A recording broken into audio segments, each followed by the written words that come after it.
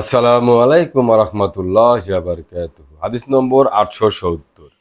ইমাম জুহরি রহমতুল্লাহি আলাইহি বলেন, আমি হযরত সায়েব ইবনে ইয়াজিদ রাদিয়াল্লাহু তাআলা আনহুকে বলতে শুনেছি, তিনি বলেন, প্রথম যুগে ইমাম যখন খুতবা দেওয়ার জন্য মিম্বারে উঠে বসতেন তখন আজান দেওয়া হতো।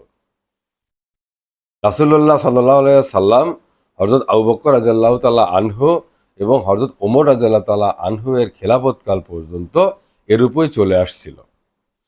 অতঃপর হযরত ওসমান রাদিয়াল্লাহু তাআলা আনহু এর খেলাফত আমলে যখন মদিনাবাসীর সংখ্যা বেশি হয়ে গেল, তখন তিনি জুমার দিন তৃতীয় আজান দেওয়ার আদেশ করেন। তাই জাওরা নামক স্থানে আজান দেওয়া হতো। তখন থেকে অদ্যাবধি সে অবস্থায় চলে আসছে, যাকে হাদিসের ভাষায় তৃতীয় আজান বলা হয়। বর্তমান যুগে জুমার দিন যে প্রথম আজান দেওয়া হয়, তাই হযরত ওসমান রাদিয়াল্লাহু তাআলা আনহু এর যুগ থেকে প্রচলিত। এতে উম্মতে মুহাম্মাদী সাল্লাল্লাহু আলাইহি ওয়াসাল্লামের ইজমা প্রতিষ্ঠিত হয়েছে, তাই এটা সুন্নতে সাহাবা।